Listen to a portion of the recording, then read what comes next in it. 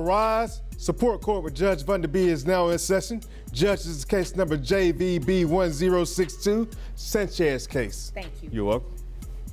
You all may be seated. Okay, Mr. Sanchez, you brought this case before the court. What's going on? Okay, Your Honor. I'm want to sue her for child support because, you know, my kids are always with me, and she's always at work. You know, she's always working for the hospital. You know, yeah, we said back then that we could do this together as one. I went so much as far as swapping complete schedules. I started doing overnight shift now, just so I can be there for my kids and everything. And she was supposed to be working for mornings, which she was, but she volunteered for more hours.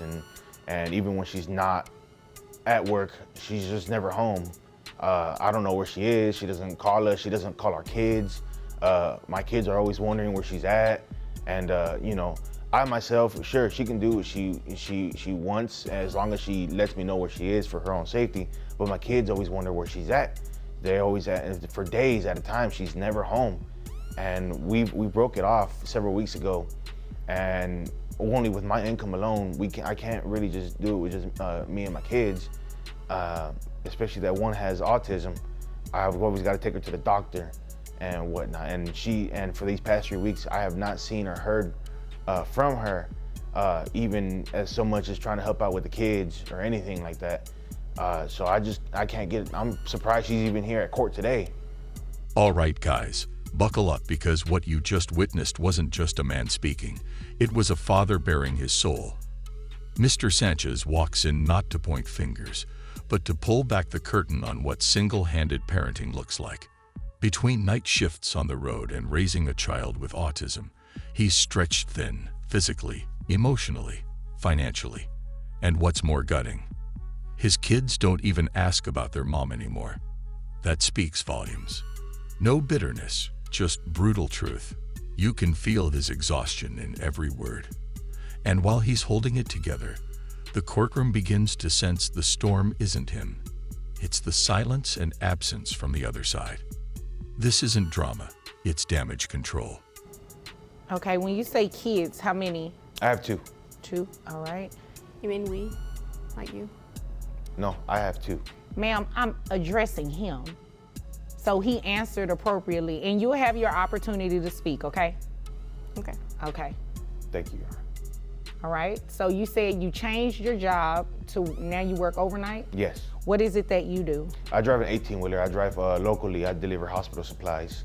Okay, so I'm assuming that's how you all met? Beforehand, but we had the same interest in the medical field. Okay, all right. And how long has it been since you all stopped living together? It's been, I want to say, a month and a week already. Okay. All right. Is there anything else you want me to know before I move over to her? She just, for as long as I can remember, about 2 years now, she's just never been wanting to come home really. And honestly, I've caught her having some painkillers that I would only assume she's taken from the hospital she works at. She's either on painkillers, or sometimes I'll find needles around and whatnot. So I know she works at a hospital, so she's got to get the drugs from there. Okay. Is there anything else you want me to know? I just hate that it's really around the kids. The kids find it before I do most of the time. Oh my. Yes. Now that you've seen it unfold, it's clear Mr. Sanchez isn't just stepping up. He's filling a void no parent should have to. It's not just the physical absence of the mother, it's what's being uncovered in her presence that's chilling. Pills on the floor, kids finding things they never should. This is no longer a custody dispute, it's a danger alert. His tone never wavers, but the courtroom tension rises. These aren't accusations out of spite. They're facts that paint a terrifying picture. He's not dragging her down, he's lifting the alarm. And you can feel it. The judge is listening closely. Every word here hits harder than the last. Ma'am? I mean, I'm not sure where he's getting this intel from, but that's Obviously not the true. kids. I mean, are you saying your kids are liars? I mean, they could be. I mean, I'm not sure. I You're, mean, for all you're not sure because you're not around that much? I am around. I just have to work all the time. I mean, it's not my fault that, saving lives isn't important to him. No, I believe it is important to him. I don't think that's what he's saying. He's saying that you're not contributing anything. I mean, I am though. Like, I feed them or sometimes, and You feed them? You'd agree with me that that's your responsibility, right? She brings them fast food and leaves again. Okay, but it's food though. But you don't sit there and spend quality time with your kids. You say, But- here's food, and leave. I mean, the tablet works just fine. They can just eat and watch the tablet. Like, why is that a problem? Because So you want to raise a child off of a tablet? You think that's I mean, okay? they have educational stuff. I don't see what's wrong with it. Like, I need to go to sleep at some point in time. Interesting. me personally, myself, I sit there with my kids and I open a book with them and I help them with their homework. I feed them. I'm not much of a good cook, but I do what I can to put food on the table and spend time with them. It doesn't matter if I lose sleep over it. I mean, that's why I went to overnight, because I want to spend time with my kids. Okay, now this is where the atmosphere shifts. The mother speaks, but instead of clarity, what we get is chaos dressed as confidence. She shrugs off parenting like it's a part-time job. Fast food. That's her definition of care. A tablet. That's her babysitter. It's hard to watch. The judge's expressions say what we're all thinking.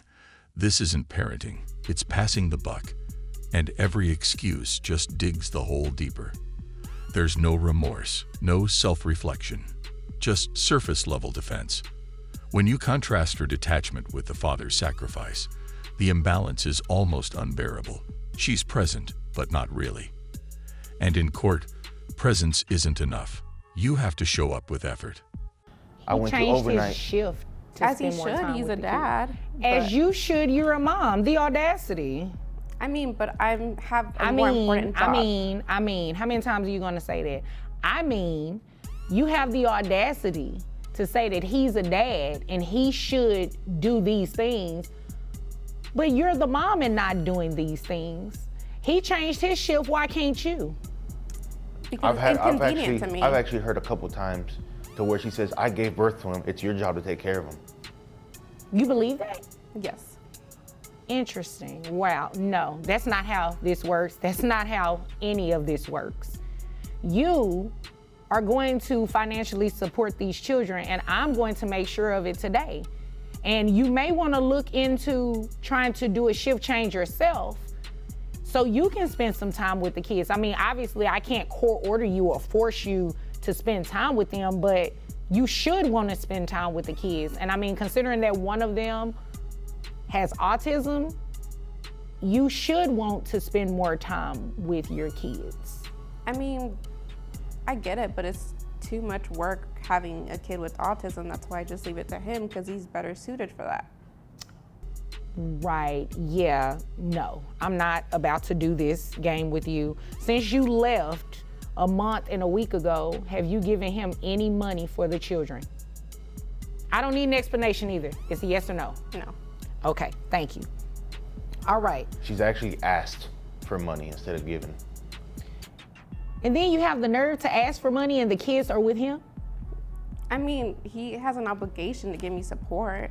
You know what? I'm not about to play with you. You came here to waste my time because you have the same obligation to your kids. He should not be paying you anything if the kids are with him majority of the time. If they're living with him, if he is the primary parent, he is tasked with the daily duties of caring for these kids. He shouldn't pay you anything, ma'am. And it is ridiculous that you believe that he should. And then, boom, the courtroom implodes. Her words aren't just careless, they're cruel. Saying she left the autistic child with the dad because he's better at it. That's not delegation, that's abandonment. The judge stiffens. The audience goes still. This is a mother detaching from her role in real time. And just when you think it can't get worse, she admits she's never paid support, but had the audacity to ask for help herself. That's not just nerve, that's manipulation. The judge doesn't hold back. This is where accountability slaps back. That courtroom didn't need fireworks, it had facts. And the judge, she didn't drop the mic, she dropped the hammer. Yeah, no, we're not doing that. This is what we're going to do. How much money you make a year? $60,000. Okay, $60,000. All right, health insurance. That's about I just have the individual. He has a family one under his plan, so I just pay $80 every 2 weeks. Okay, health insurance. Is it private health insurance? Is the children under Medicaid? What are we doing? It's Medicaid. Medicaid? Yes. Okay. So you're going to have to pay that back to Medicaid, just FYI, unless you want to put them on private health insurance, which I don't see why you would have a problem with it. You're a nurse. You have access to private health insurance, right? Yes. So why did you just get an individual plan when you have a family? That was a question. Because it's his job to take care of them, and I shouldn't have to spend You know what? money. Don't say that again about what his responsibilities are and what his job is, because you're a mom, period. I mean, but I didn't sign up for it. Like, countless times I've told her, yes, it is my job to take care of our children. And you're as a doing dad. And I'm doing well beyond. She's not disputing that you're doing that. Yes. And I feel But like you're I'm not doing your part. I feel like I'm always not doing enough for my kids. I mean, but and you only also because I don't forced have me my to have other the half. kids. Like, I don't know why you're doing that. Because You don't want to have your kids? I mean, like, when I was pregnant, I told him I didn't want him because I wanted to go party. And, like, he was just like, no, we got this. And, like, how is it my fault? He wanted them. I didn't want them.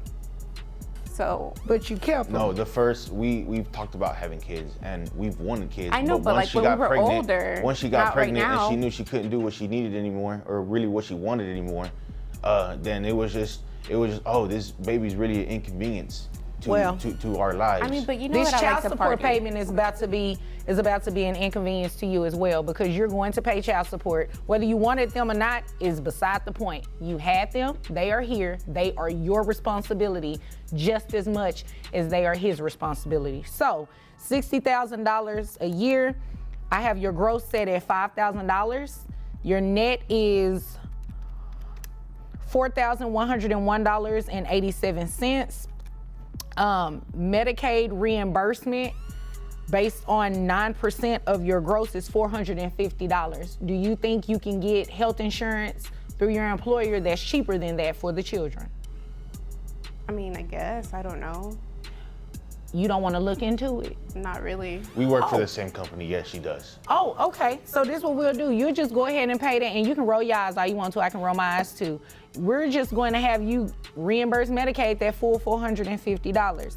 So that brings your monthly child support obligation for 2 children to $1,025, plus the $450 reimbursement to Medicaid for $1,475. Now, it looks like Dad also requested for you to pay back pay for that month and a week that you left and haven't given the children anything. I'm going to grant his request. So you have arrearages in the amount of $1,475. That's to be paid at $25 a month. So your monthly child support obligation, including the back pay, is $1,500. You have any questions about anything I just said? I mean, I just feel like it should be less. What am I going to be left with to party with? Like, what am I going to do?